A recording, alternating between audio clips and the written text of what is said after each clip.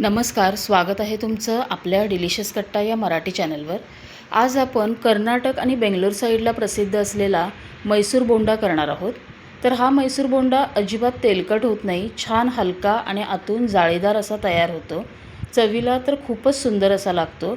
या मैसूर बोंड्याबरोबर एक खोबऱ्याची चटणी दिली जाते, तर आज आपण ती चटणी देखील इथे करणार आहोत। तर असा मैसूर बोंडा आणि चटणी तुम्हीही नक्की ट्राय करा। माझी रेसिपी जर आवडली तर माझ्या व्हिडिओला एक लाईक नक्की करा। तर चला रेसिपीला सुरुवात करूया। मैसूर बोंडा करण्यासाठी इथे मी 2 कप मैदा घेतला आहे, 1 कप दही घेतलं आहे, पाऊण चमचा मीठ किंवा चवीप्रमाणे मीठ घाला आणि अर्धा चमचा खाण्याचा सोडा घेतला आहे। आता काय करायचं, अगोदर हे दही या भांड्यात घालून घेऊया।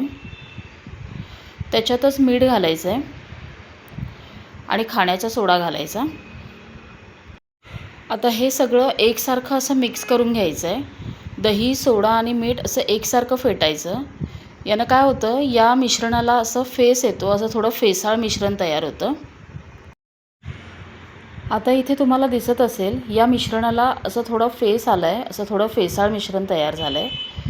असं झालं की याच्यामध्ये आपण घेतलेला मैदा घालून घ्यायचा आहे।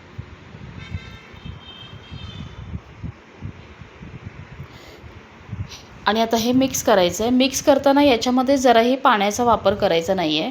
तुम्हाला जर मिश्रण खूप घट्ट वाटलं तर त्याच्यामध्ये परत दहीच ॲड करायचं, फक्त पाणी घालू नका। आता हे सगळं असं हाताने एकसारखं करून घ्यायचं आहे।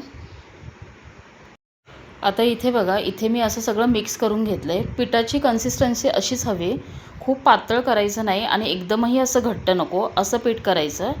आता हे असं भांड्यामध्ये आपटून त्याला असं थोडं फेटून घ्यायचं आहे व्यवस्थित। हे बघा, असं करायचं। असं केल्याने काय होतं, पीठ हलकं होतं आणि आपण जे मैसूर बोंडा करणार आहोत ते छान हलके आणि जाळीदार तयार होतात। आता हे 5 मिनिटं आपण असं फेटून घेऊया। आता इथे 5 मिनिटं हे पीठ मी असं फेटून घेतलं आहे बघा। असं छान असं पीठ तयार झालं आहे। पीठ अगदी हलकं झालं आहे, असं पीठ फेटायचं। आता इथे मी एक 2-3 चमचे ओलं खोबरं किसून घेतले, ते याच्यात घालायचं। त्यानंतर कोथिंबीर घेतली आहे, 2 हिरव्या मिरच्या चिरून घेतल्या आहेत, आलं किसून घेतलं आहे आणि थोडा कढीपत्ता चिरून घेतला आहे, तो देखील याच्यात घालायचा आणि हे सगळं असं मिक्स करून घ्यायचं। हे पीठ तयार करताना मी याच्यात जराही पाणी वापरलेलं नाही आहे, फक्त दही घालून हे मिश्रण तयार केलं आहे। आता हे सगळं मिक्स झालं की एक 10 मिनिटं बाजूला ठेवायचं आणि याच्याबरोबर खाण्यासाठी एक चटणी करूया। चटणी करण्यासाठी इथे मी 4 चमचे ओलं खोबरं घेतलं आहे, 2 चमचे फुटाण्याची डाळ, कोथिंबीर, 2 लसणाच्या पाकळ्या, थोडंसं आल्याचा तुकडा घेतला आहे, एक 2 हिरव्या मिरच्या चिरून घेतल्या आहे, एक 10-12 पुदिन्याची पानं आणि थोडासा चिंचेचा तुकडा। आता हे सगळं आपल्याला मिक्सरच्या भांड्यात घालून घ्यायचं आहे।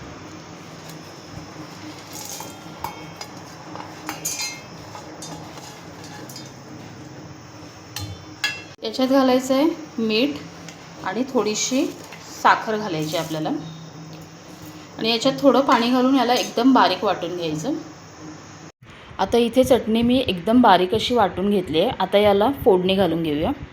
आता फोडणी करायला मी इथे तेल गरम करून घेतलं आहे, त्यात थोडी मोहरी घालायची, एक अर्धा चमचा पांढरी उडदाची डाळ घालायची, 2 लाल मिरच्याचे तुकडे घालायचे आणि थोडा कढीपत्ता घालायचा।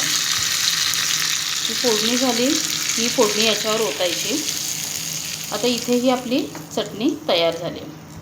आता आपण मैसूर बोंडा करायला सुरुवात करूया। आता इथे पीठ ठेवून एक 10 मिनिटं झाली आहेत, परत एकदा व्यवस्थित मिक्स करून घ्यायचं। आता हे पीठ चिकट असतं, ते हाताला आपल्या चिकटतं, म्हणून काय करायचं, एका भांड्यात थोडं पाणी घ्यायचं, पाण्यात हात बुडवायचा आणि यातून पीठ घेऊन आपल्याला तेलात सोडायचं आहे।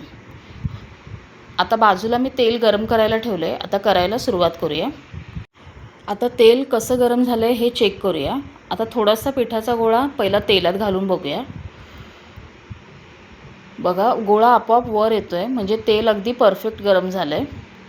आपल्याला असंच तेल पाहिजे, खूपही तेल असं थंड नको आणि खूपही एकदम गरम नको आहे। पीठ घातल्यावर ते लगेच वर आलं म्हणजे आपलं तेल परफेक्ट आहे। गॅस मिडियमच आहे। आता पाण्यात हात बुडवून आपण मैसूर बोंड्याचे बोंडे सोडून घ्यायचे आहेत। दरवेळेस पीठ घालताना पाण्यात हात बुडवायचा आहे, म्हणजे ते आपल्या हाताला चिकटणार नाही। आता कढईत जेवढे बसतील तेवढे घालून घ्यायचे आणि हे मैसूर बोंडा घालताना गॅस मिडियमच ठेवायचा। एकदा त्यांनी आकार धरला की मग आपण गॅस बारीक करायचा आहे।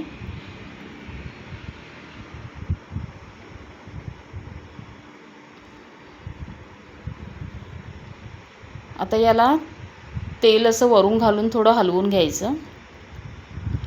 अगदी 3 ते 4 मिनिटात हे तळून होतं। हे बघा, असं एकसारखं हलवत त्याला भाजायचं आहे। आता याला सोनेरी रंग येईपर्यंत आपल्याला तळून घ्यायचं आहे।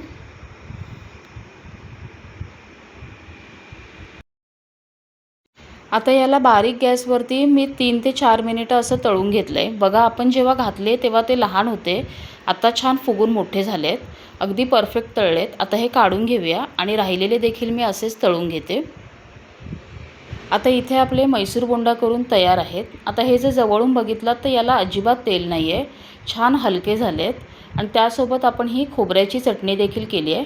तर असा मैसूर बोंडा आणि चटणी तुम्ही देखील करा। माझी रेसिपी जर तुम्हाला आवडली तर लाईक करा, कमेंट करा आणि जर माझ्या चॅनलला सबस्क्राईब केलं नसाल तर माझ्या चॅनलला सबस्क्राईब करा।